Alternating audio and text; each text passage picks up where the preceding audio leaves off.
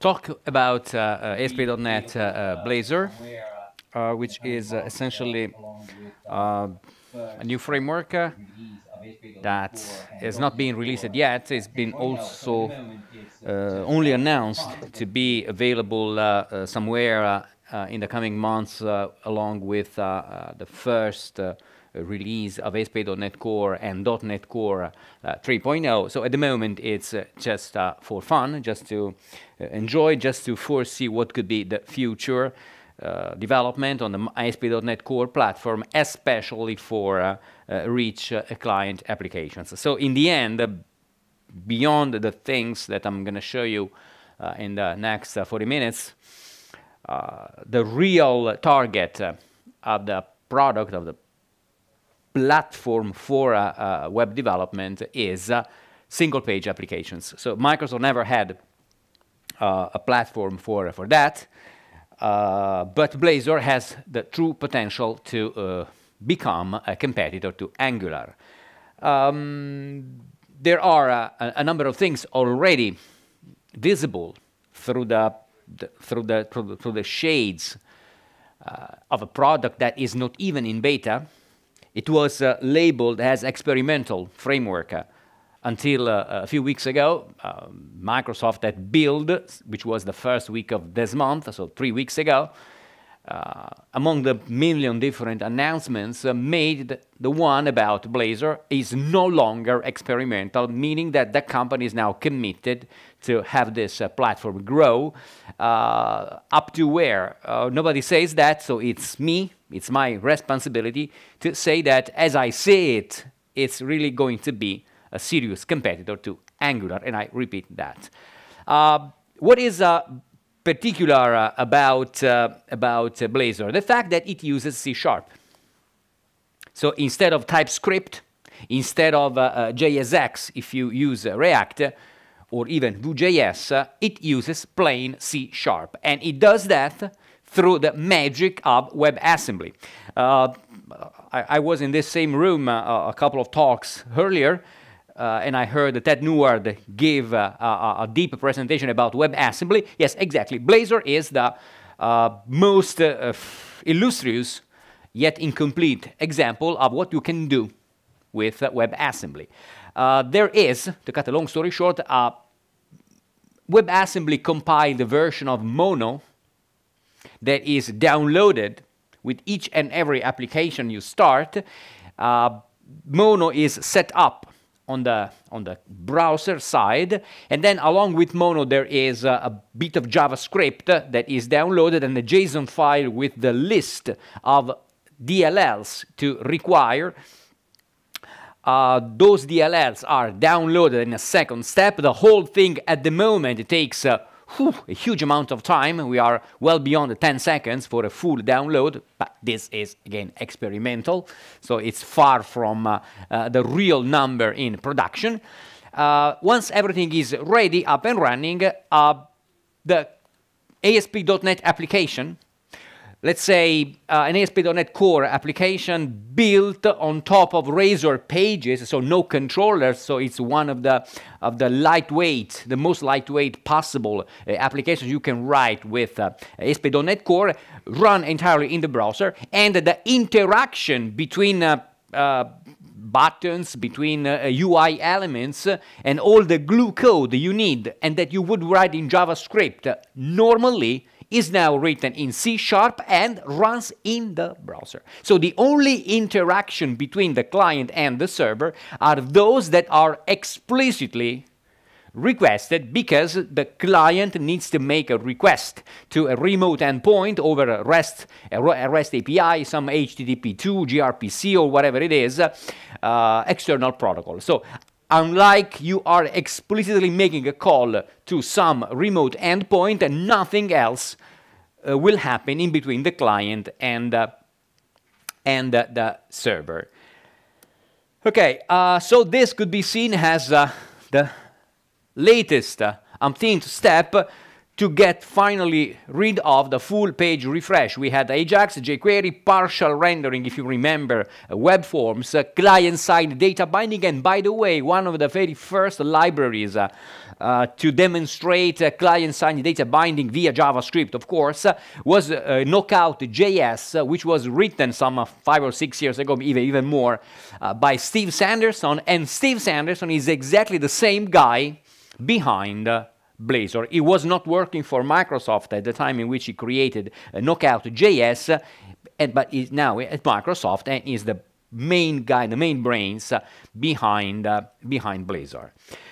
When it comes to have a look at okay, how the magic takes place, and the magic is that we write a plain .NET standard library with a program main, with an entry point actually, that is downloaded and runs entirely on the client in a shell that is WebAssembly compliant, that contains the entire CLR via Mono. There are no security concerns to be raised, so stop your managers if they should at some point come your way and say, oh yes, but Blazor is perceived as not secure. It's exactly the same as running JavaScript.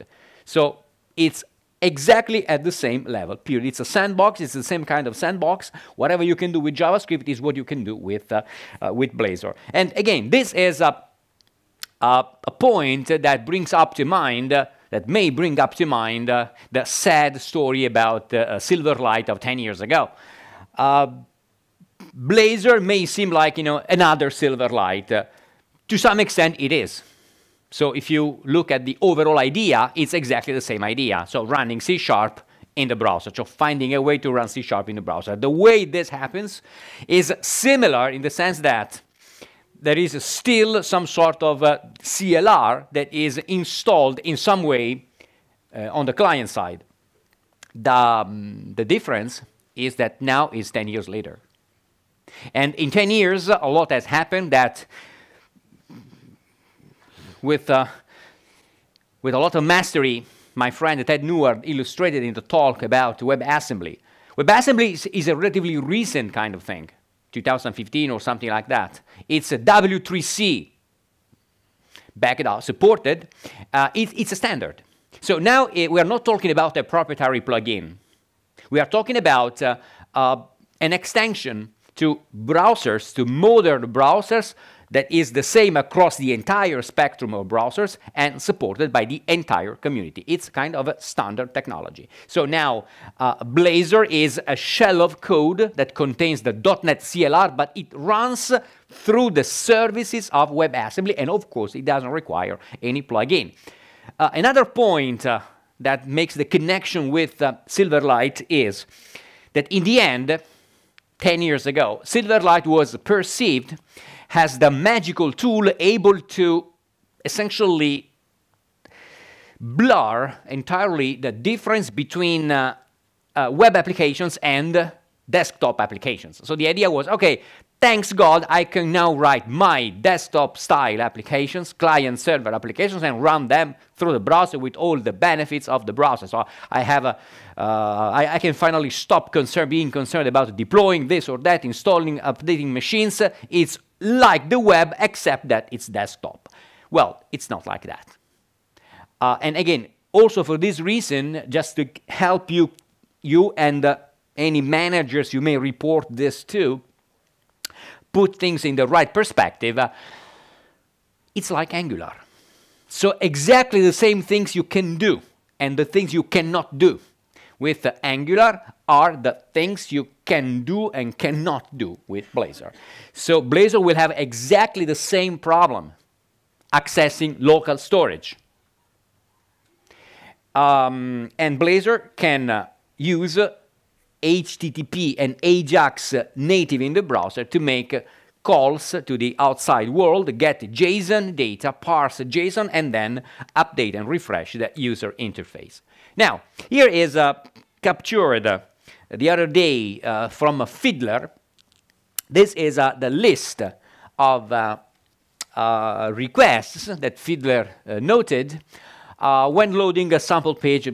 It's exactly, fetch data is one of the links, one of the pages in the sample Hello World application that Visual Studio 2019 generates for you. So you see a bunch of CSS files, because we are still talking about a web application.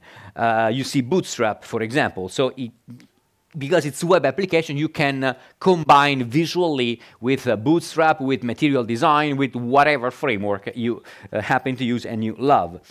There is the green light. There is a blazor.webassembly.js, which is a minified file that contains instructions. So it's the loader for whatever will come next. The blazor.boot.json file is a JSON file with the list of DLLs, of files to be further required to actually run the application. Then you see mono.js, and just on top of the grid areas, mono.wasm.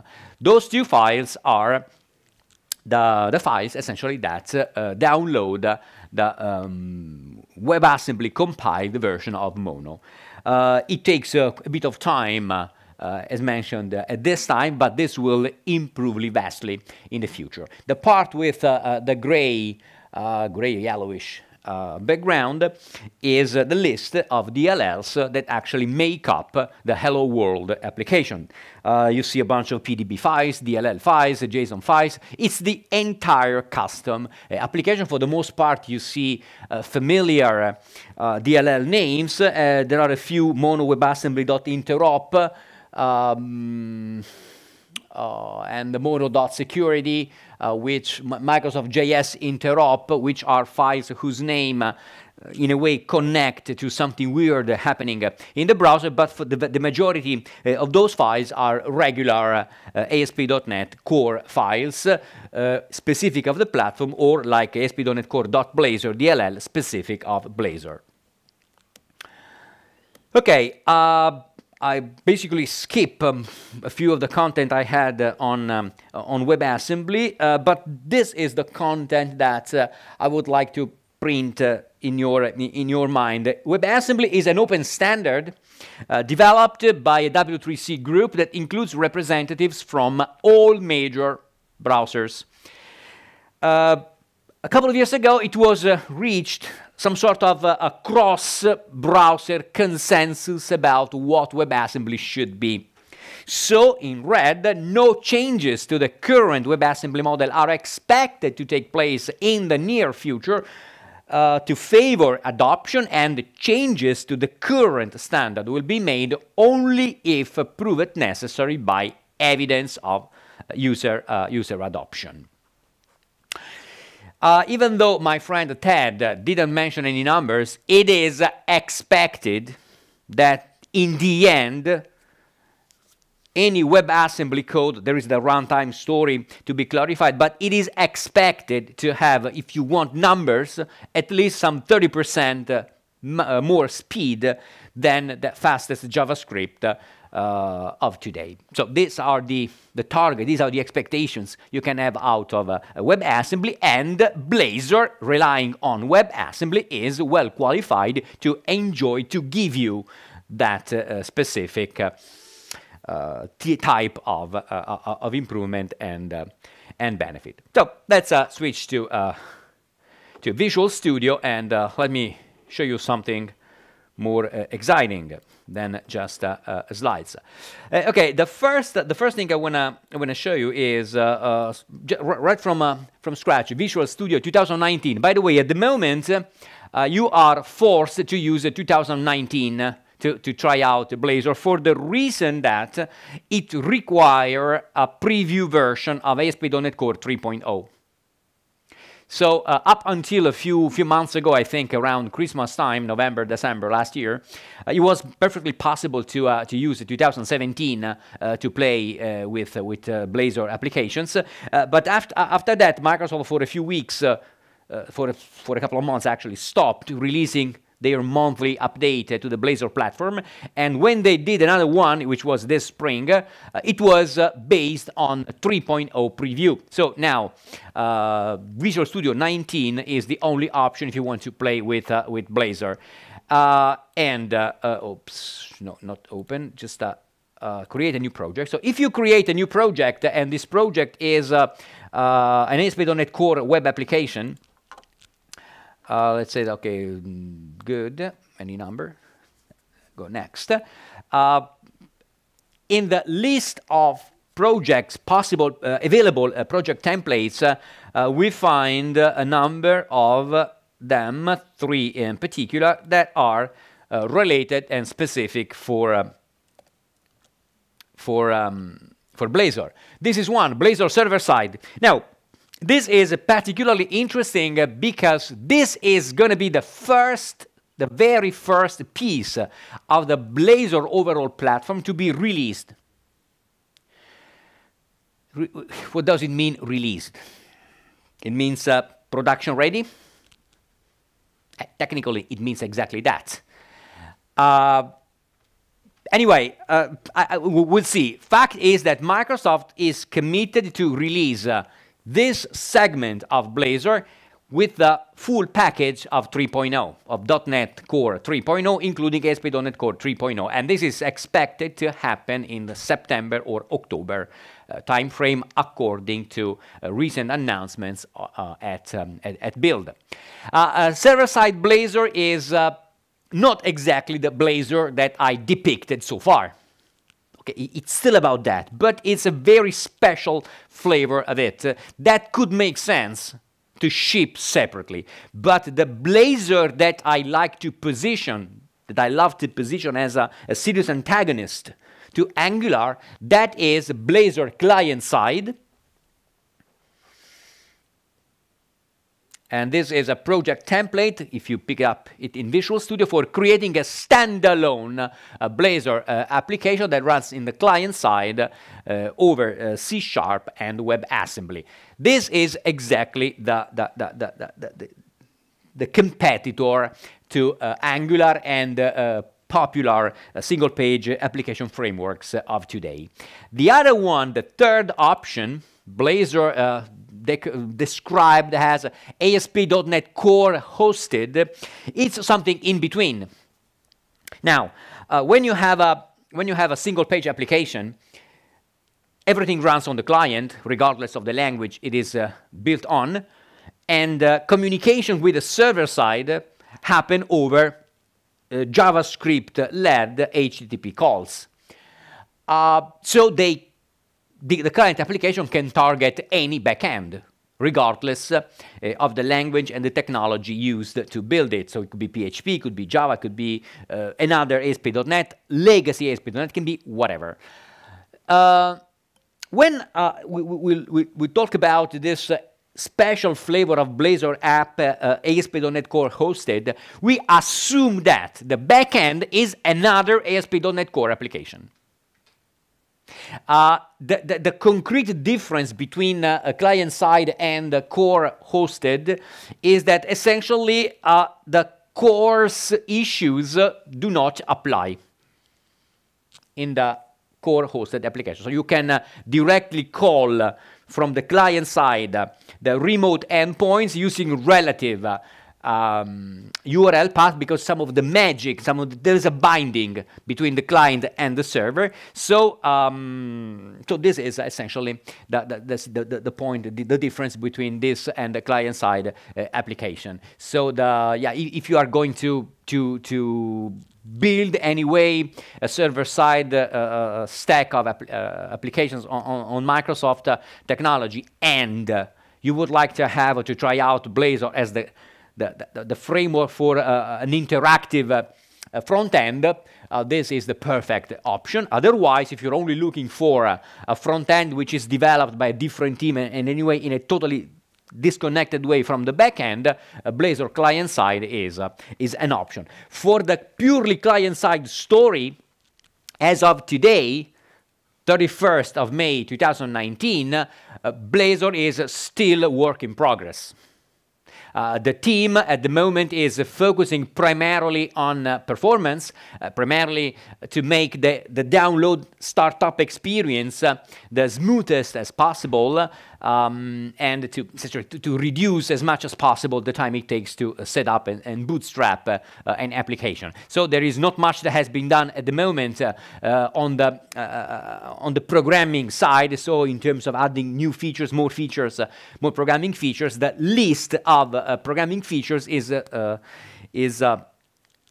the same as it was a few months ago before the end of the past year. Okay, so this said, let me skip back and let me start with more details about the first piece of Blazor that will ship hopefully in the coming weeks. So here we go. This is a server-side Blazor project. A look at the solution box shows nothing really fancier than a regular ASP.NET Core 3 application. There is still a www root folder. We have a custom data folder. The thing to notice is the pages folder. So Blazor applications are not using anything like a controller, so the MVC programming model is not supported. No idea whether it will be supported in the future. At the moment, you build up a Blazor application as a combination of Razor pages. So you have this pages folder with all of the pages that you expect to have. You also have the familiar shared folder for layouts and for components, app settings, program, and startup CS. Let's take a look at program and startup CS files.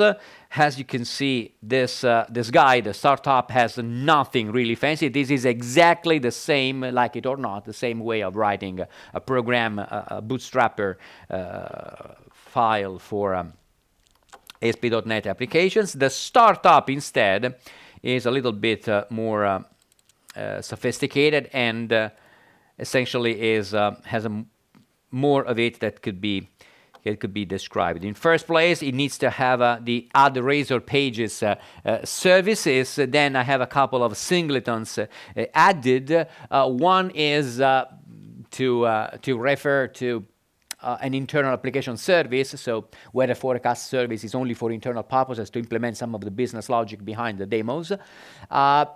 More interesting is the upstate thing, because at the moment in Blazor there is nothing like Redux in Flux, so there is no story, nothing for managing the state of the client-side application, so it's everything on you.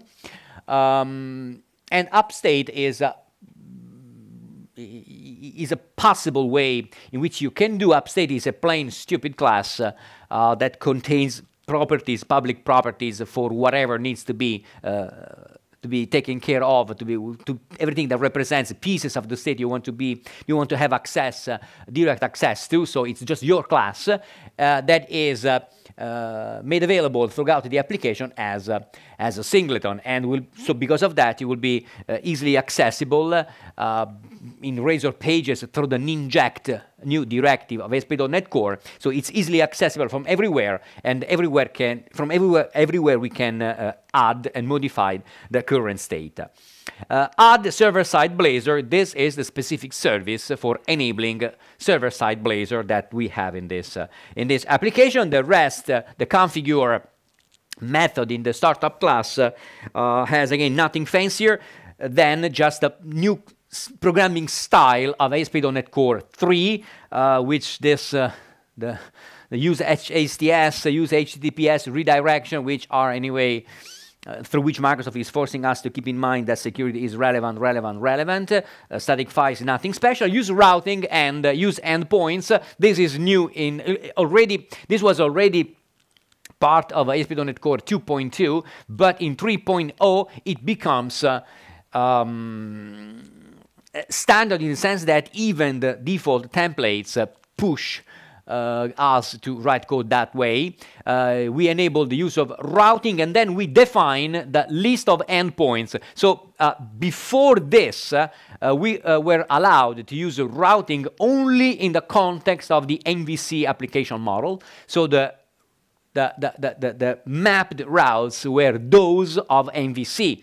In addition to that, we have now a general purpose routing system, a global routing system that uses the endpoints concept to add to the global routing table specific blocks of URLs. In this particular case, we map Blazor as a hub. Now, the term hub should bring in mind SignalR, and SignalR plays a specific role in this context, because in a server-side Blazor there is a SignalR instance in between that proxies data and rules traffic between the client and the server. So when we run this application, and here we go, this is it. Okay, we see apparently nothing different from a classic web application, but if I bring up Fiddler,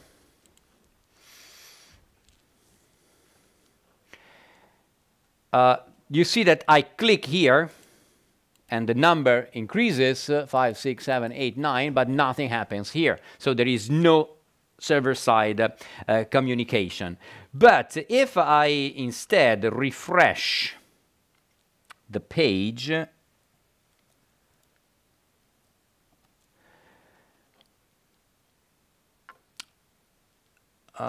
I refresh the page, here we go. Let me take a look at this. Okay, row.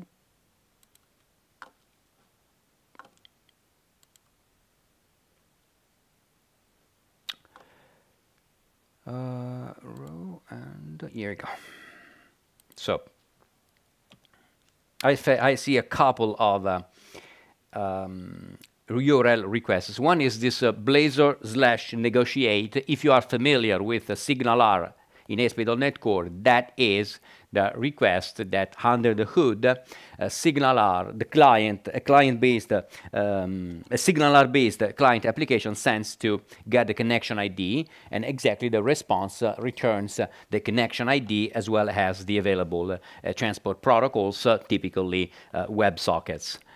And next up, there is this request, and as you can see, this is a request for protocol upgrade, and this is the moment in which WebSocket traffic starts getting across, the bridge between the client and the server. So the application, the server side attempting to reconnect to the server. This is a perfect example of a SignalR core being under the hood, because a SignalR core is different from any past version of SignalR because it doesn't maintain the connection. It doesn't try to re-establish the connection if the connection drops for whatever reason. The layer of code around the SignalR in Blazor tries to do that, and that's exactly the effect that you noticed on screen. And yes, this is also the indirect the indirect evidence that SignalR is going to be used under the hood. Is this an issue? Nobody knows until this is going to be used in production. The scalability of the SignalR in the middle is an issue because there's a lot of traffic. There's expected to be a lot of traffic between client and server in this schema. But in the worst case, Microsoft has released an Azure SignalR service that is still there and can be upgraded by the cost of a click. Okay, let's take a look now at some of the files we have.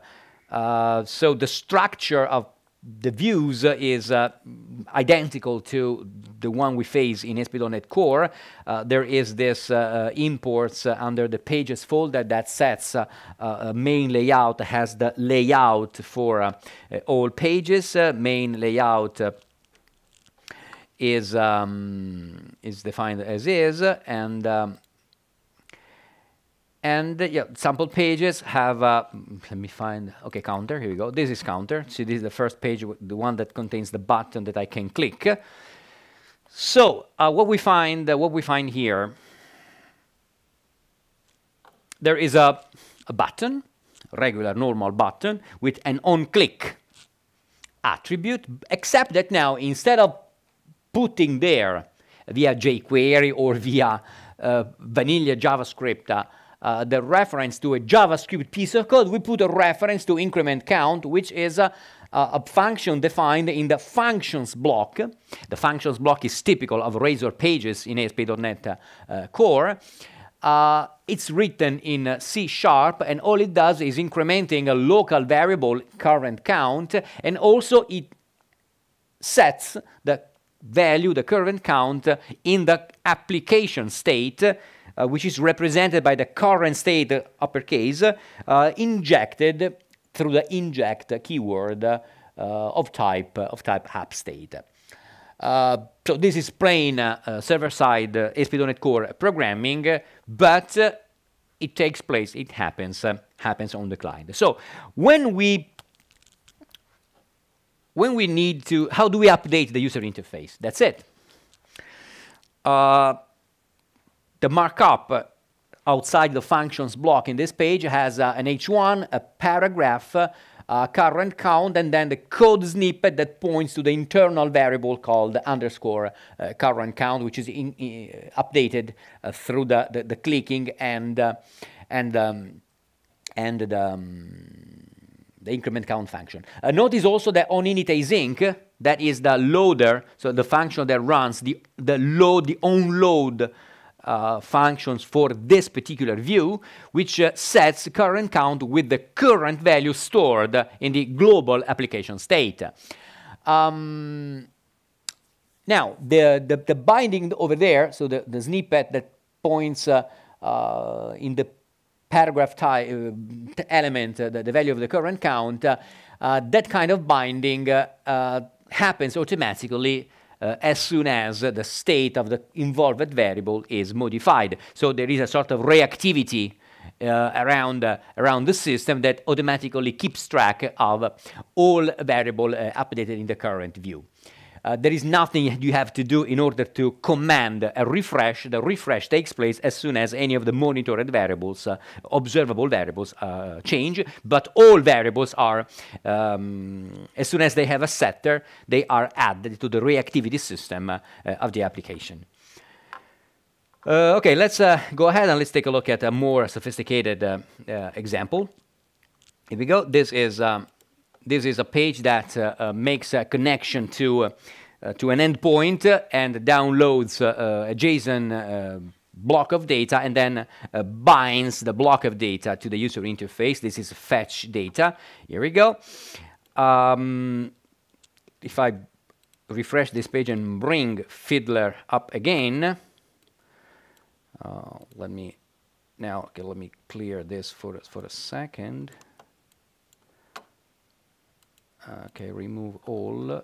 If I refresh this, where is it? I've lost. Didn't find it. Counter. Okay. I'm missing something here. Okay, no, that's correct. Okay, it was me. Because this is a server-side application. It was me. Now, this is a server-side Blazor application. So everything runs on the server. So I have on the server the service that returns me the fake weather forecasts. And it is this forecast service that is defined up here. So this is the code that generates random numbers, a random JSON string, and makes it available in the forecast variable. And then this array of weather forecasts type is built around a table using classic Razor style data binding. Now, the reason why I had a second of astonishment is that things go in a slightly different way, or in a radically different way better, if we switch from this server-side demo to another one, to another demo of another application style where the client-side code runs detached, disconnected from the server. So here we go. If I run it, I should see essentially the same kind of things in the user interface.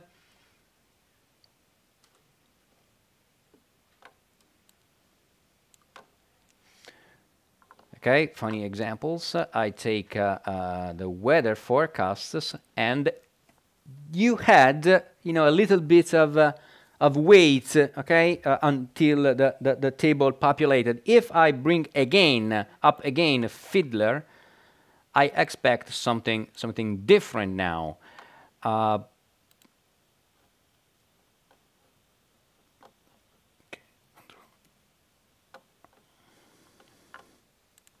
Here we go.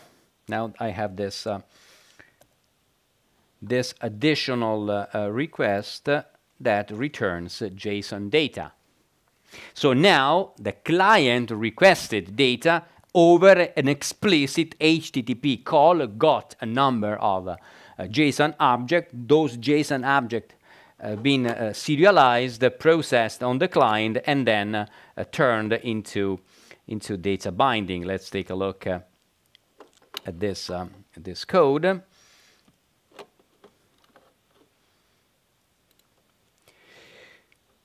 Okay, so it's weather Razor.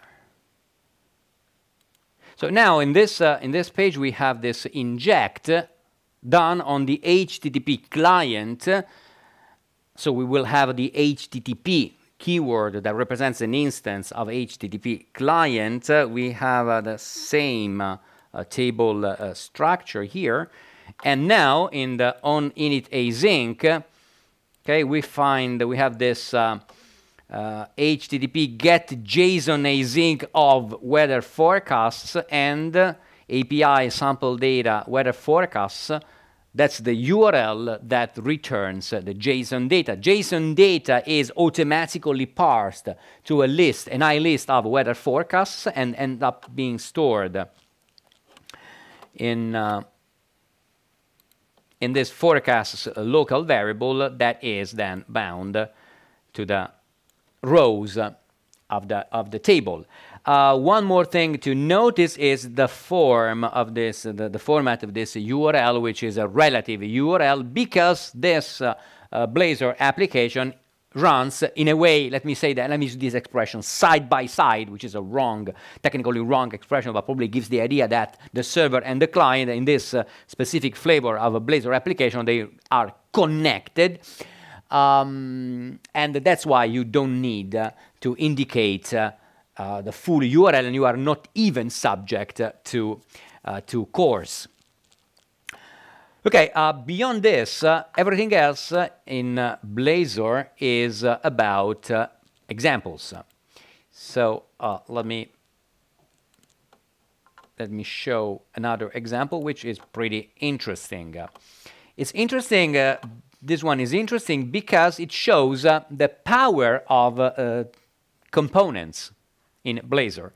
Blazor will have, already has, but will have even more in the future, a powerful component model in which, essentially, we can create custom elements. So by creating, and typically in the shared folder, a file with the Razor extension, this one is called the table grid, we can create our own custom markup elements. Now, if you are familiar with ASP.NET Core 3.0, but also in general ASP.NET Core, any version of it, you may know about the tag helpers.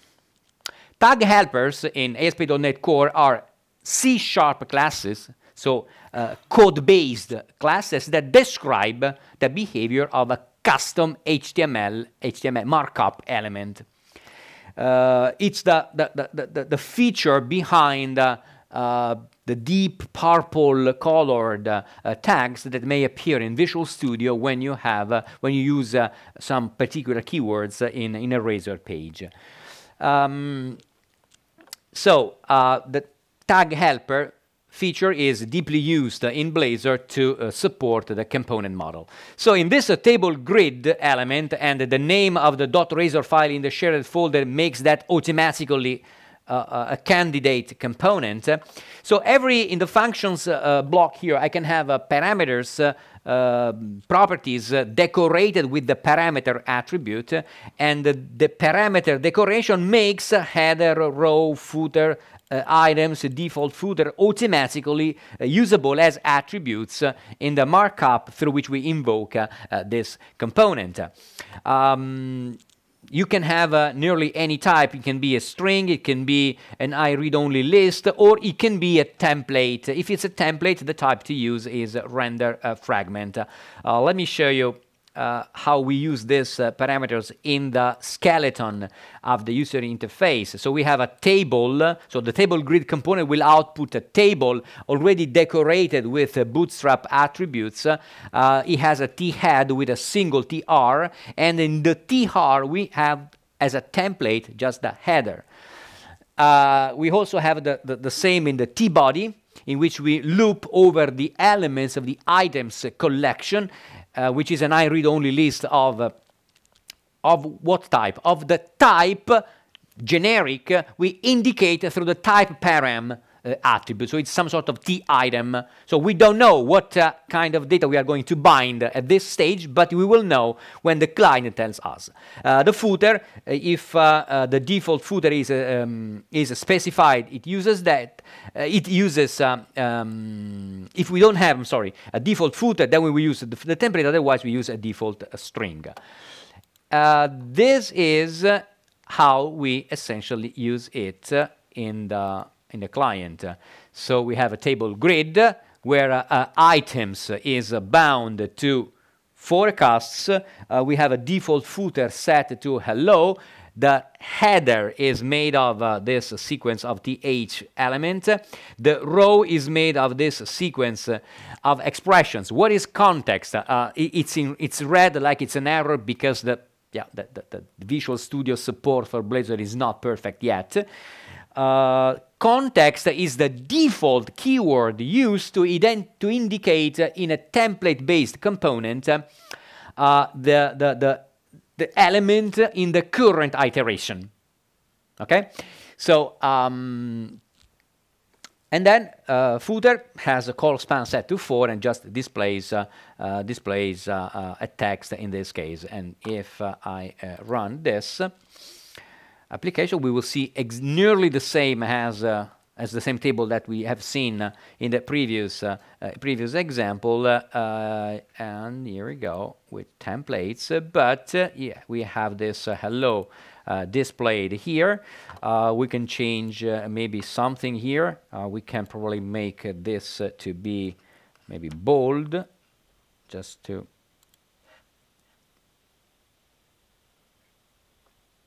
the temperature in Celsius. Oops. Okay, that was correct. Save. I have to stop and restart. Unfortunately, the debugging experience is still a little bit painful.